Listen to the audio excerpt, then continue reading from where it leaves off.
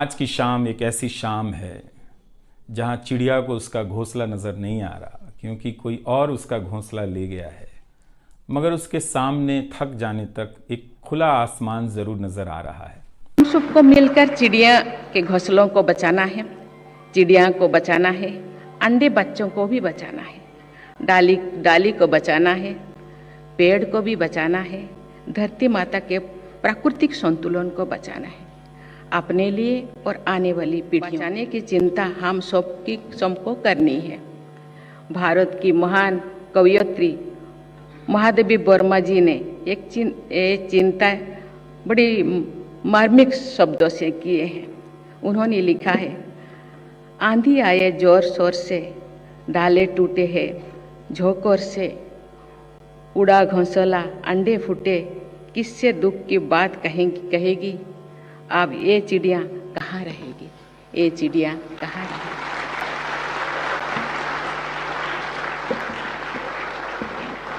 हम सबको मिलकर चिड़िया के घोंसलों को बचाना है, चिड़िया को बचाना है, अंडे बच्चों को भी बचाना है, डाली को बचाना है, पेड़ को भी बचाना है, धरती माता के प्राकृतिक संतुलन को बचाना है, अपने लिए और आने वाली पीढ़ियों के लिए। मुझे प्रसन्नता है कि हमारे देश में पर्यावरण संरक्षण के संकल्प को कार्य रूप दिया जा रहा है।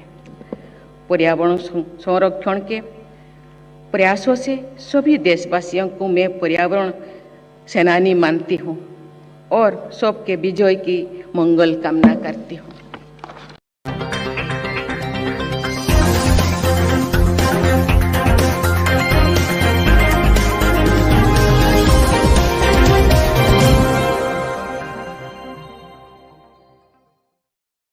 सबसे पहले मैं आज के सभी पुरस्कार विजेताओं को, विशेषकर बच्चों को बहुत बहुत बधाई देती हूँ।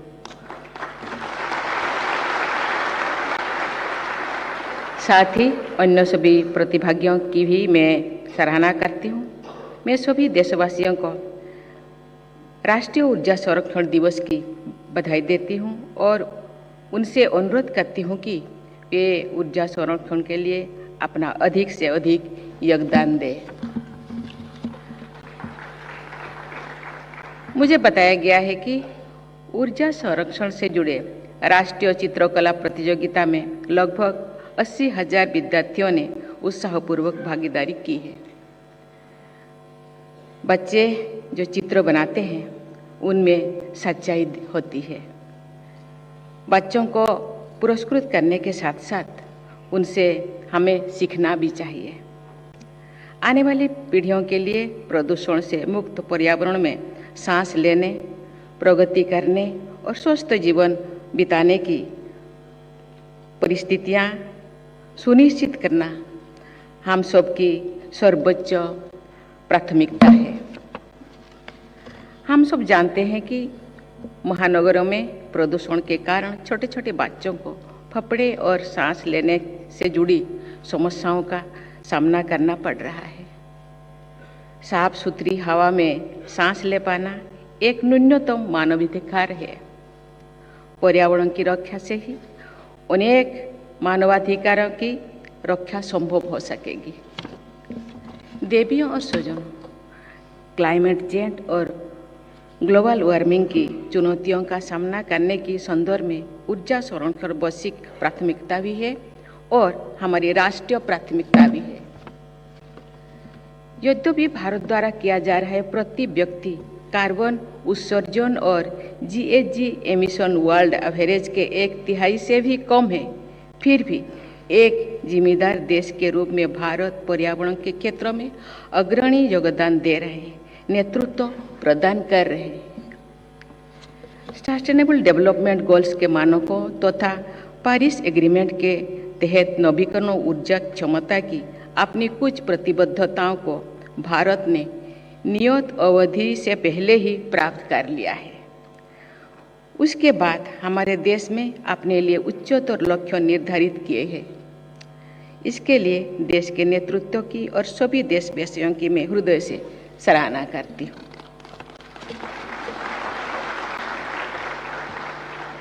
ये उपलब्धियाँ नवीकरणीय ऊर्जा तथा नवीन ऊर्जा के क्षेत्र में चल रहे प्रयासों, पारंपरिक ऊर्जा स्रोतों के सक्षम उत्पादन व उपयोग तथा ऊर्जा संरक्षण के लिए किए जा रहे कार्यों के बल पर ही प्राप्त की जा सकी है। ऊर्जा के क्षेत्र में विश्व स्तर पर भारत को गौरवशाली स्थिति प्रदान करने के सफल प्रयास के लिए केंद्रीय मंत्री R.K. सिंह जी, राज्य मंत्री कृष्णपाल जी तथा उनकी टीम के सदस्यों की मैं हार्दिक सराहना करती हूँ।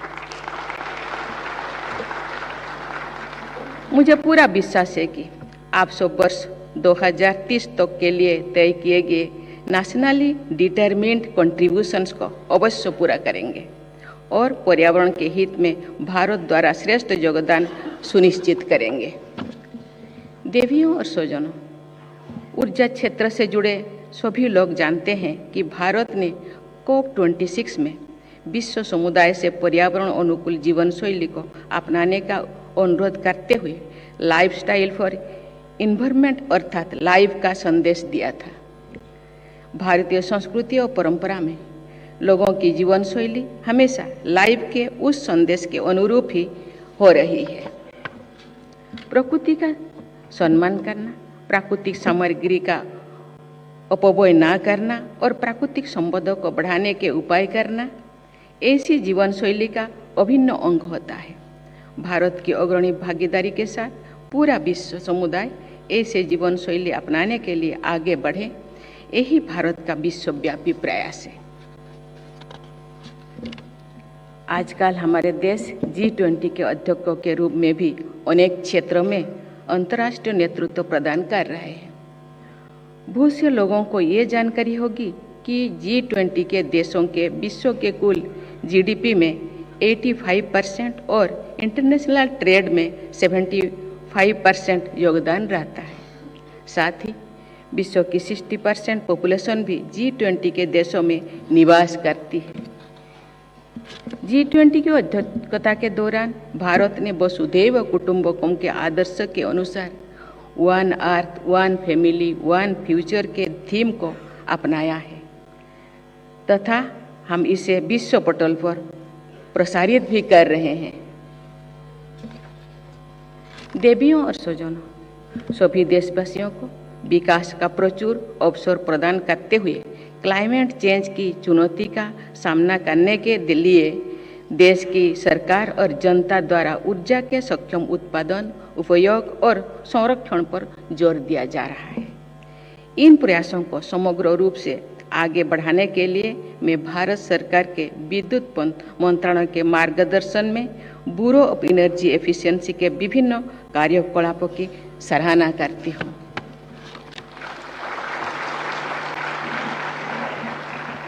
इस संदर्भ में एनर्जी एफिशिएंसी इनोवेशन पर विशेष ध्यान देने की भी मैं सराहना करती हूँ।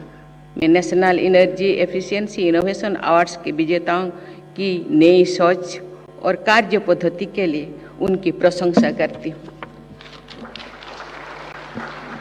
मैं चाहती हूँ कि पुरस्कृत किए गए इनोवेशन का व्यापक स्तर पर उपयोग किया जाए।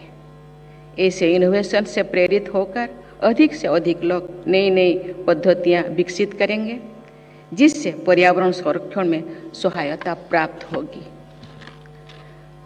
बायोडाइवर्सिटी सहित प्रकृति को बचाने की चिंता हम सबको करनी है। भारत की महान कवयित्री महादेवी वर्मा जी ने एक चिंता बड़ी मार्मिक शब्दों से किए हैं।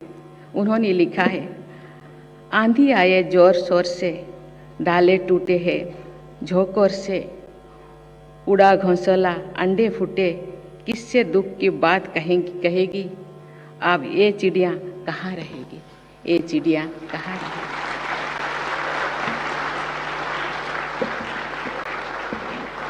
हम सबको मिलकर चिड़िया के घोंसलों को बचाना है, चिड़िया को बचाना है, अंडे बच्चों को भी बचाना है, डाली को बचाना है, पेड़ को भी बचाना है, धरती माता के प्राकृतिक संतुलन को बचाना है, अपने लिए और आने वाली पीढ़ियों के लिए। मुझे प्रसन्नता है कि हमारे देश में पर्यावरण संरक्षण के संकल्प को कार्य रूप दिया जा रहा है। पर्यावरण संरक्षण के प्रयासों से सभी देशवासियों को मैं पर्यावरण सेनानी मानती हूँ और सबके विजय की मंगल कामना करती हूँ। आज के इस समारोह को मैं ऊर्जा संरक्षण के माध्यम से प्रकृति के संरक्षण के आह्वान के रूप में देखती हूँ। हम सब एक संकल्प के लिए जो कुछ भी करेंगे वो सदैव प्रकृति के अनुकूल होगा, कभी भी प्रतिकूल नहीं होगा।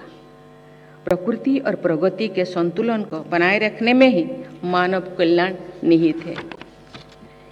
इस विचार के साथ पूरी मानवता आगे बढ़े, इसी मंगल कामना के साथ अपनी वाणी को विराम देती हूँ।